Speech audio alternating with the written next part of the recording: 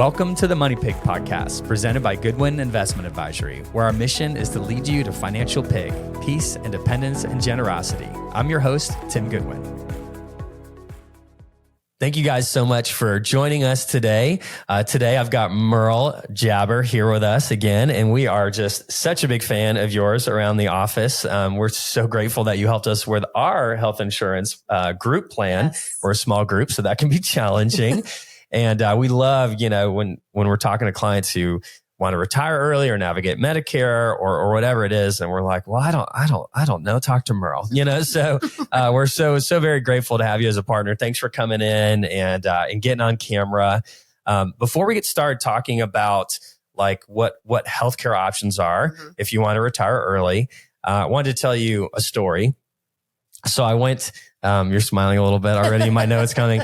I went to the beekeeper the other day. We have bees actually at our house. We have like four hives. So I went to the beekeeper to buy 12 bees. And he gave me 13. Mm-hmm. And I said, dude, you gave me an extra bee. And he said, well, that's a free bee. God. Isn't that great? A free bee? I always love giving free bees when I order bees. All right. I digress. We're trying, we got to liven this up a little bit around here. Okay. We do actually have bees. That part of the story. That part of the story is true. Okay. That part of the story is true. My wife is all into our bees. That's and awesome. They're pretty awesome. I forgot she's got names for the hives like Bee-Anna Ross, BB Queen, Beyonce, and I can't remember the fourth one right now, but I think those are three of them. So, all right, cool. So being a financial advisor, often clients are coming in here. Like the first question often is, can I retire? Mm-hmm. Right? Like they are the hardworking millionaires, the millionaire next door, the everyday, maybe they're not quite a millionaire yet. Maybe they are.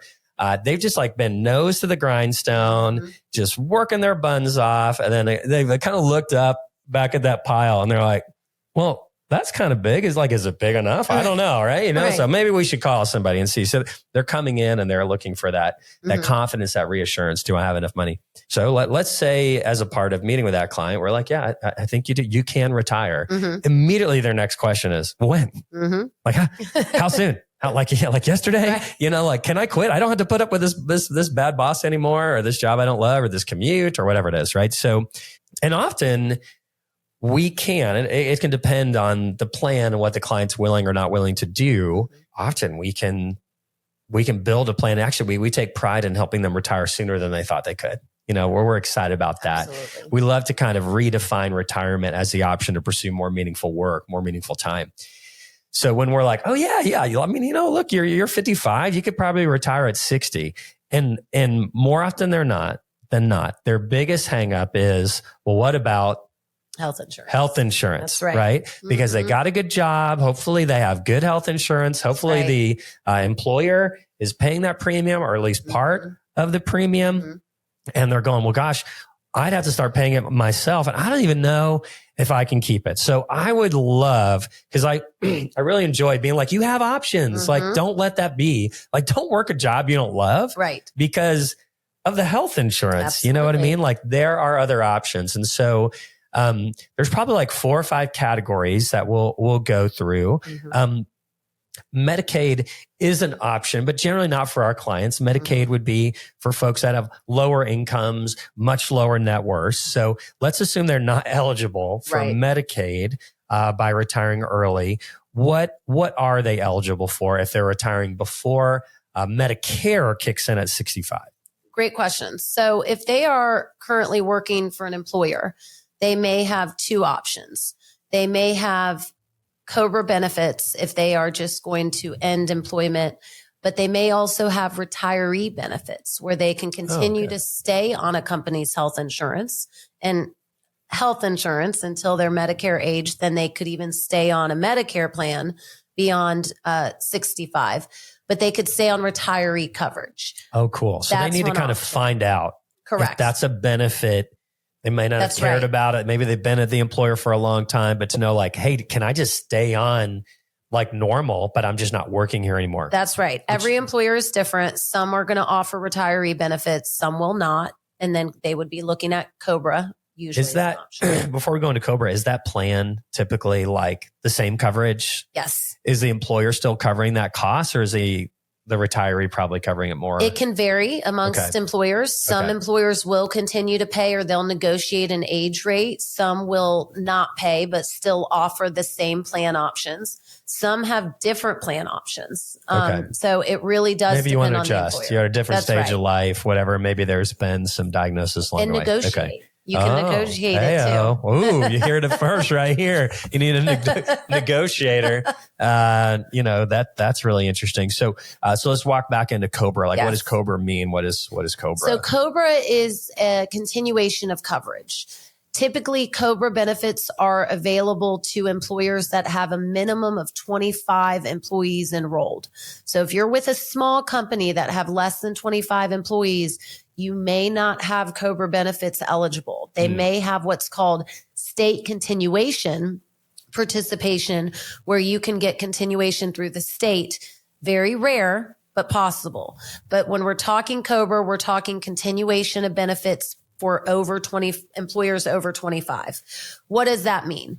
That means it's your same plan that you have when you were employed and now you're not, at your own cost. So COBRA, typically your employer is not going to pay the cost. There may even be the COBRA fee that they make you incur. Sometimes they will. So again, it depends. And that plan can continue anywhere from 18 months to 24 months is the standard time that COBRA will extend. And it's still the same plan. It's still the same coverage. You're still in the same group. You're just footing the whole bill. But after 18 to 24 months, depending on the situation of how you left the company, you're not going to have that option anymore. That's correct. So COBRA does end. Before we talk about what happens after COBRA ends, in your experience, and my experience is limited. Often when my client, let's say they retire and they're retiring before age 65, and they look at how much COBRA costs per month, and they compare that to other options like in the marketplace, my experience, it seems that COBRA is often the more expensive option. That is correct. Is that what you're typically seeing? If or not we're always? Just looking at premiums, COBRA is typically the more expensive option, and by far. Okay. So The only circumstance I would recommend a client to stay on COBRA would be if they had met their deductible or maximum out of pocket, their plan coverage, and they're set to receive benefits at no cost anymore. And the plan just renewed. So maybe they have a whole year and they met it, or even 6 months left and they're no cost. Then you weigh that premium versus your healthcare costs. But premium alone, it's very expensive. Gotcha. Okay. So that's still the case. All right. So, correct. So regardless, COBRA is gonna expire you, and if you stay on it. So what are your options after COBRA expires? Or you're going, gosh, COBRA, that's $1,800 a month. That's a ton. $2,800 a month. That's a ton. Like, what are my other options after that other than COBRA? So yes, you don't have to go on COBRA, and COBRA gives you time to enroll. So there are options for that we help with as well. There are several options, and people don't know usually that there are so many options. And that's what I'm glad that we're discussing today. So first and foremost, you can go just on an individual plan. Right. And you can go on an individual plan through several different health insurance options. Different companies will offer different plan options. There's a variety of options amongst each health insurance company. And you can sometimes qualify for lower premiums and lower cost if you go to an individual / family option is what they're called. Maybe you're, the one you had with your employer, you had really low deductibles and, so a lot of things was covered, but the employer was paying for the premium. So it didn't really matter to you. You come off and you're like, well, gosh, maybe a higher deductible makes sense for me. Right. Anyway. And so I'll pick the higher deductible to get the lower premium. I will say, as a self-employed individual, been self-employed since about a year out of college. That's what I did. I got those individual plans, and they worked for me. And then as grew my family, they worked for my family as well. So I know those are out there, but a lot of folks that just, went to work for somebody and got in the group plan don't realize that as individuals, there's a lot of options out there. You get the high deductible plan you didn't have before. You might be able to get a health savings account, which is a really cool way to pay for medical expenses or to use as retirement later on, which we love talking about that strategy. So, so there's kind of the open marketplace, but there's also Obamacare, right? Correct. So walk us through, like, what is that? What the options does that give us? So the Obamacare they are still the same plans that you can get on the open market. That has been always a big misconception. Do I have different options direct to the insurance company versus on healthcare.gov, aka Obamacare? No, you do not. You have the same options. What the marketplace does, and Georgia is starting their own state exchange upcoming, so that's going to be new over the next several years. But what the marketplace does is it allows individuals and families to potentially qualify for tax credits or a reduction off their monthly premiums, and also can qualify for what's called a cost sharing reduction, which can reduce their costs, their out-of-pocket cost. It can give them that low deductible back. Oh, okay. The big misconception amongst those plans is that, I'm a higher income individual. I'm not going to qualify. So I might as well just not even look.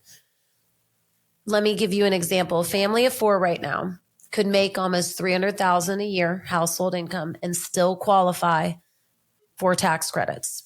Really? So, and they continue to extend the income limit. So the higher your income is, the more chances you have as years go on to qualify. So it's worth looking at if you are considering that option. Gosh, yeah, that's really good just to hear that example, right? Because everybody's like, oh yeah, I probably got to make below $100,000 to even get some subsidies. And you're like, $600,000 depends on the family. That's super cool.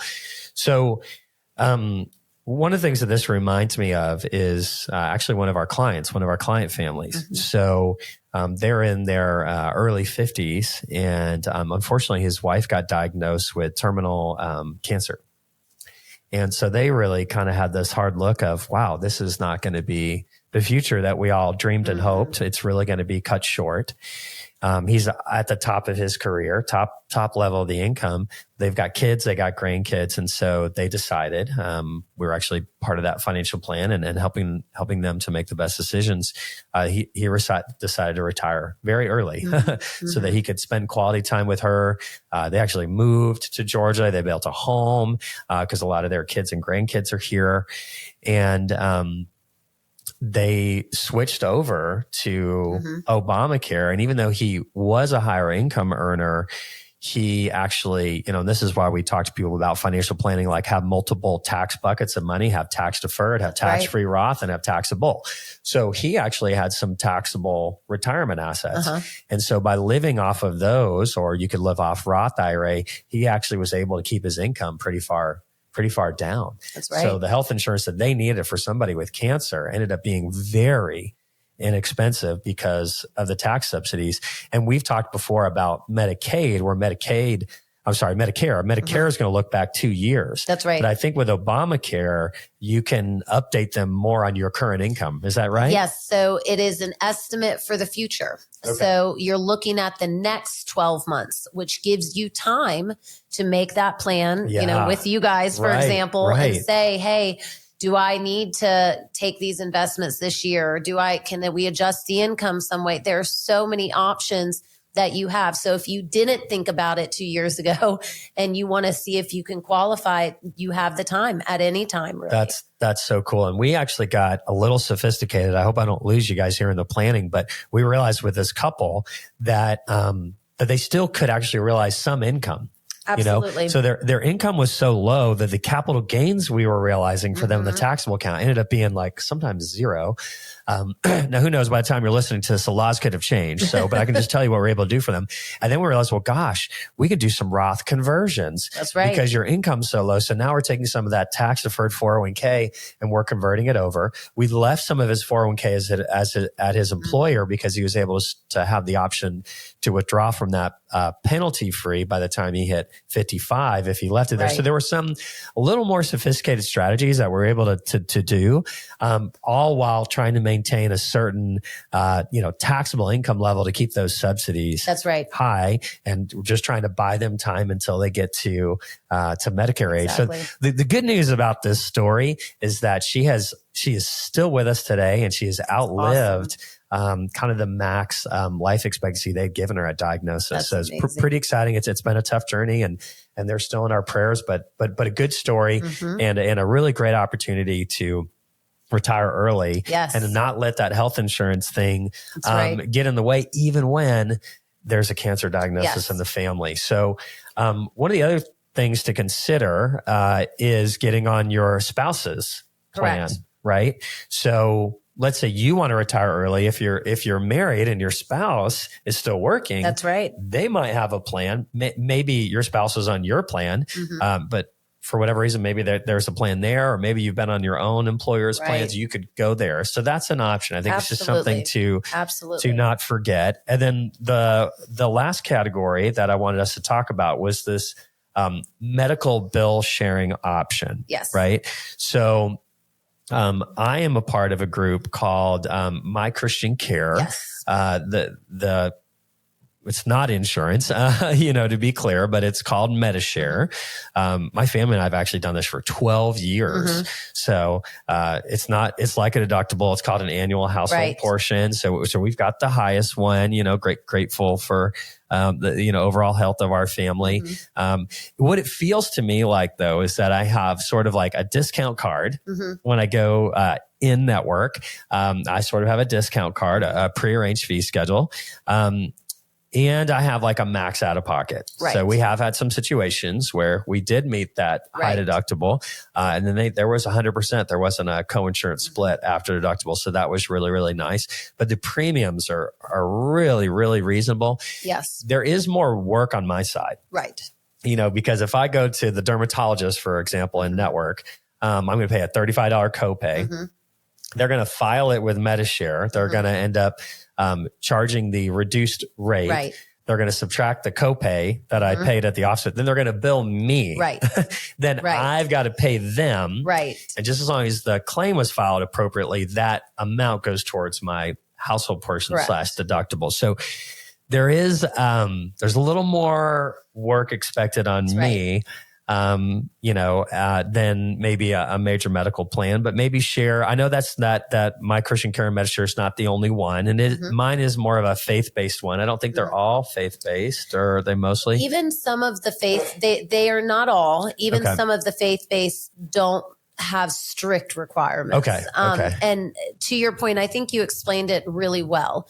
If you have an understanding that it's not health insurance, it is a discount plan or a reimbursement network. The biggest thing to remember is there is more work. Yes. You want to make sure that you have that education up front to understand the benefits, just like any plan, the pros and the cons of the plan, the limitations of the plan. It can be a great option for families that do not have many pre-existing conditions, or that do not go to the doctor often, and do want to keep those costs down as well.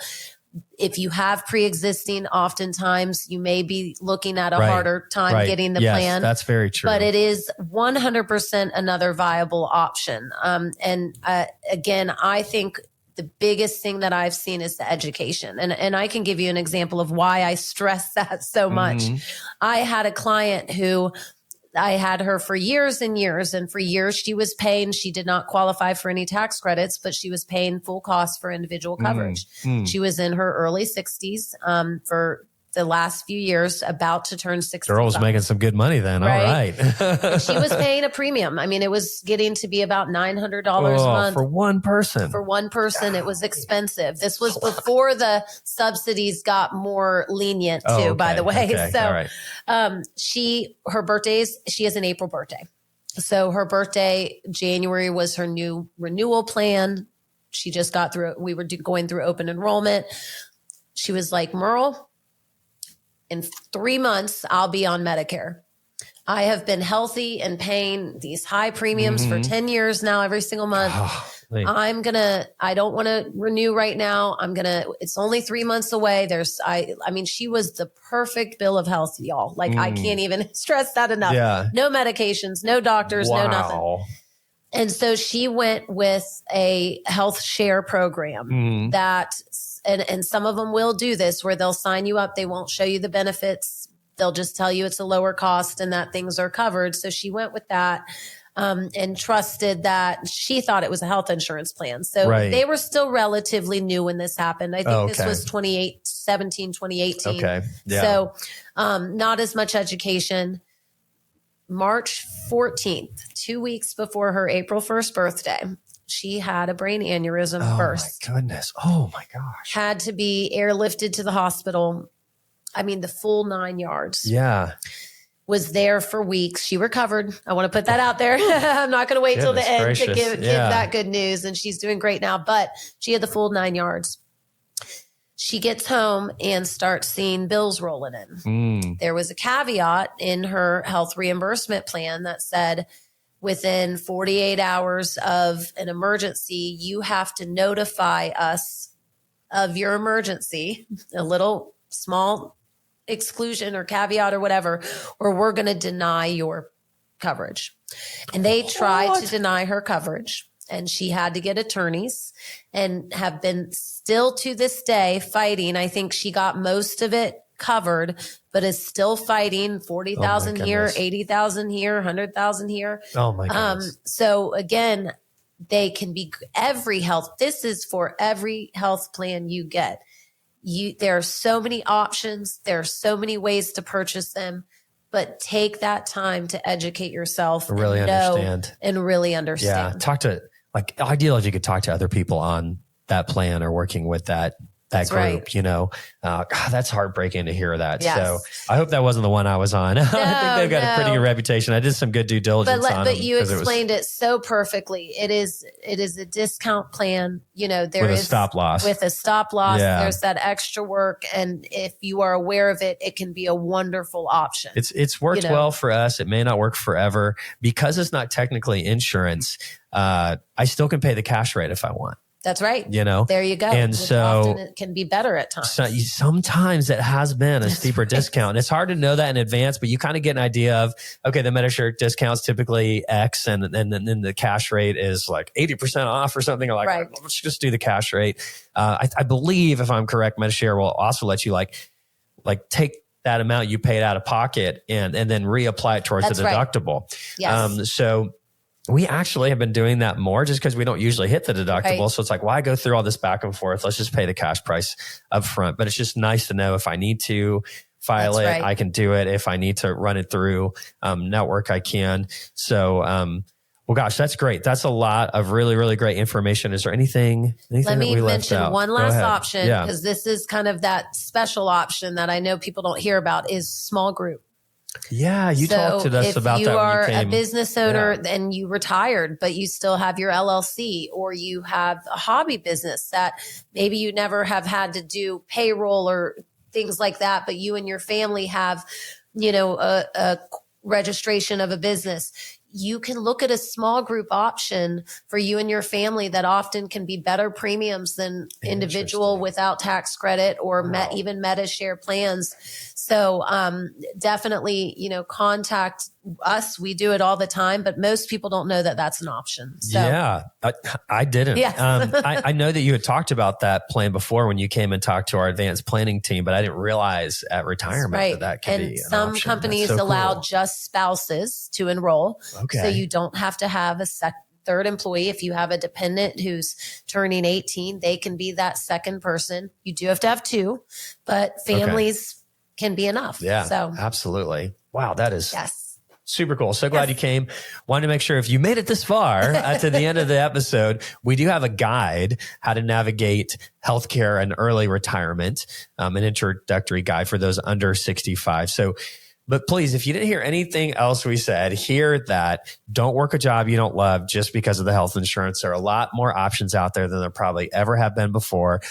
Find somebody. If you know anybody, find Merle at, how do they reach out to you, Merle? I think the best way is to go to our website. It has all of our contact information. It's Potter Risk Advisors, www.potterrisk.com. Awesome. Well, thank you so much for coming today. Thank you. I love to end with gratitude.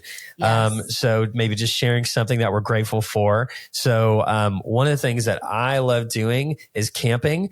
And I also love going to the beach, and we're going to combine those in a couple weeks. So we're going to be kind of camping at the beach when it's a little bit cooler. So I am just super duper pumped about just chilling and reading, hanging out with the family. So what about you? I am super grateful for fall. Yeah, right? Ready for the sweaters and the pumpkin spice lattes and Halloween and the holidays and everything coming up. So I'm ready. Living here in Georgia, just the sheer humidity we have out there to just finally get away from that is so welcoming. We have this thing in Georgia where it's like second summer though. So like a lot of times I feel like Georgia's just going to fool you and be like, it's just cold for a week, but then new heat wave comes in. Hopefully we're already through that. So, but thanks again so much for joining us. I love how passionate you are and how knowledgeable you are. You're really the founder. This is your business, and that's super duper impressive. So we're grateful for you. Thank you. Thank you. Bye-bye. Thank you for tuning in to the Money Pig Podcast. We hope you enjoyed today's episode. To stay updated on new episodes, be sure to subscribe wherever you listen to podcasts. If you found value in today's discussion, we'd greatly appreciate it if you could leave a rating and review. If you have any questions about the topics we covered, feel free to visit us at goodwininvestment.com and reach out. This episode is produced by evance.net. This podcast is provided for informational purposes only and should not be considered as investment advice, a solicitation to buy or sell any financial products, securities, digital assets, or other investment vehicles, nor as a basis for making any financial decisions. Goodwin Investment Advisory is a registered investment advisor with the SEC, CRD number 131193. Please note that the host and or guests may personally own securities, digital assets, or other investments mentioned in this podcast. Investments carry risk and are not guaranteed unless stated otherwise. We strongly recommend consulting with a qualified financial advisor, tax professional, insurance professional, and/or legal professional before implementing any strategies discussed in this episode. Lastly, past performance is not indicative of future results.